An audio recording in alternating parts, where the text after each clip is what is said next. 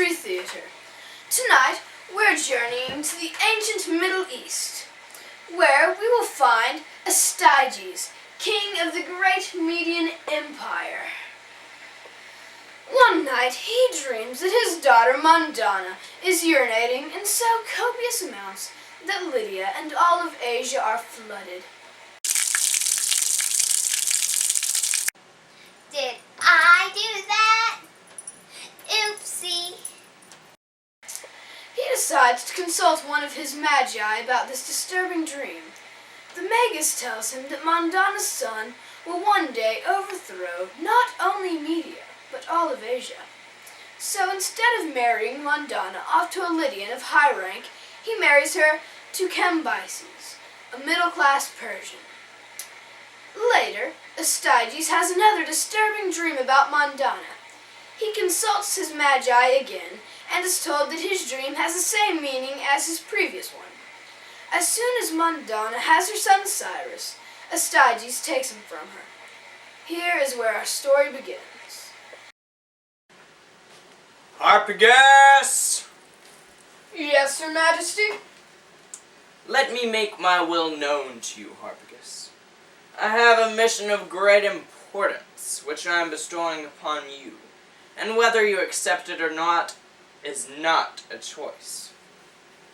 I want you to take this child home and kill it. Bury it however and whenever you like, but make sure you see the child dead. If it is your wish, Your Majesty, I will do it. Oh, wife, the king has commanded me to kill this innocent child because he's afraid that he will one day become king. Oh, honey, that's awful. What are you gonna do? The king has commanded me to kill this child, but I'm afraid to do it because this child is related to me by blood. And if Mandana eventually becomes queen, I'll be an unfortunate fellow for killing her son. My safety depends on the death of this child, so I'll have one of Astyages' servants do it. I'll send a message to one of his herdsmen. Ah, Mithridates, I'm glad to see that you've answered my summons. What can I do for you? The king orders you to expose this child on the hills, where he will die quickly. If, however, you decide to save him, the king's wrath will fall upon you, and you will die a painful death. I have been commanded to see this child after he is dead. As you wish.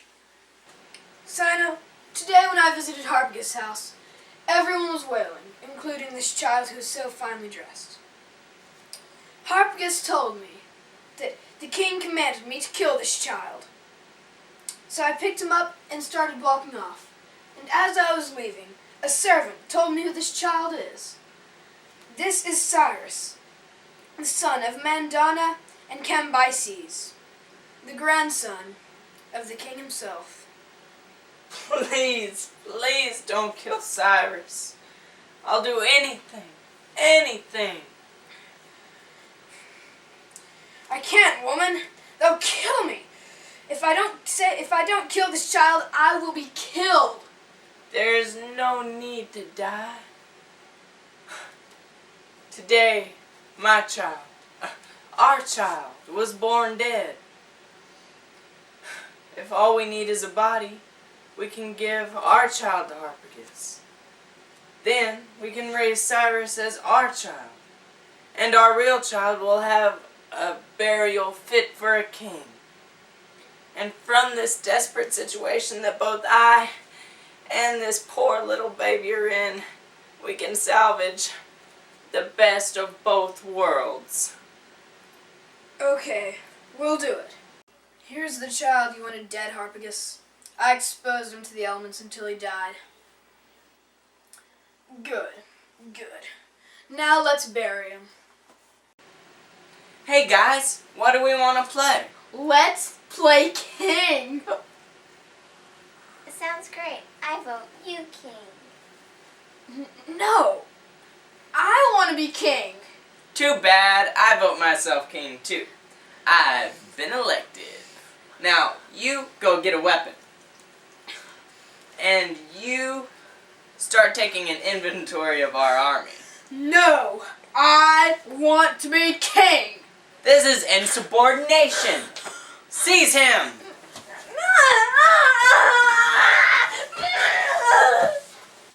Look, Your Highness, my son was beaten by your slave Mithridates' son. I want something done about it. Don't worry. This will be taken care of. Boy! How dare you strike the son of a Median noble?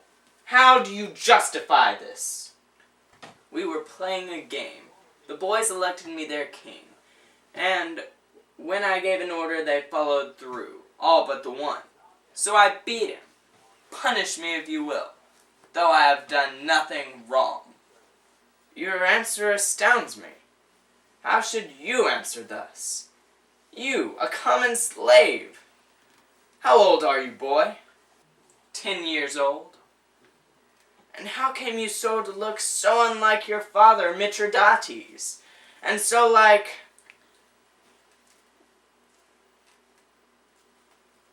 Boy, go home to your mother and look to play king no more. Mithridates, where did you get this child and who from?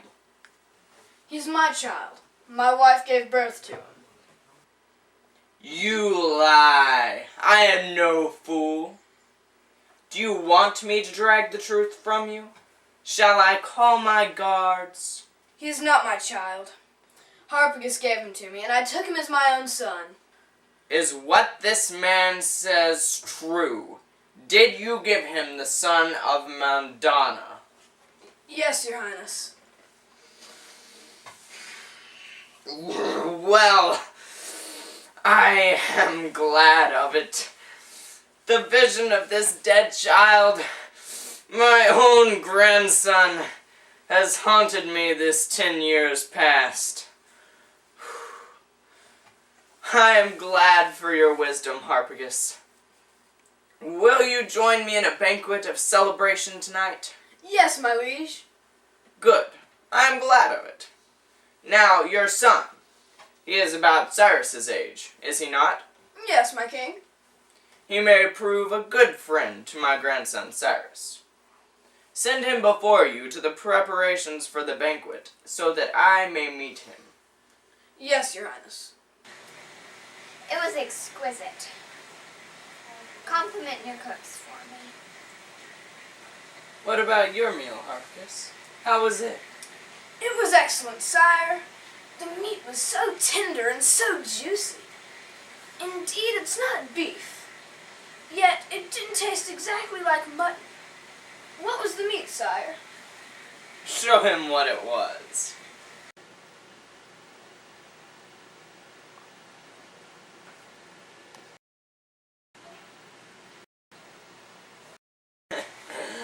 Tell me, Harpagus, how was it having your son for dinner?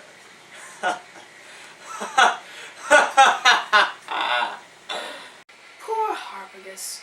For his disobedience to the king, he was tricked into eating his own son, and Astyages. Of course, Astyages had not been haunted by the specter of his dead grandson. In fact, he was very disturbed in spirit that the child still lived. After the banquet, Astyages asked his magi if he should kill the now 10-year-old Cyrus. The magi, fearing for their own lives if they delivered the inevitable truth, that Cyrus would one day overtake Astyages, told the king that since Cyrus had been elected king in the boy's play, the prophecy had already been fulfilled. They suggested that Astyages should send Cyrus to Persia, and that no more should come of the matter. So Astyages sent Cyrus to Persia, where he was reunited with his natural parents, Cambyses and Mandana, and where he lived for the rest of his childhood. Ah, Astyages, he could not escape his destiny. He held Harpagus in too low esteem. To avenge his child, Harpagus would fan the flames of Cyrus's ambition. At Harpagus's urging, and with his aid, Cyrus would return to overthrow Astyages, and the very thing that Astyages' dream warned him of would come to pass. Join us next time for Ancient History Theater, when we will see more sons die and one more bodiless head, that of Cyrus himself.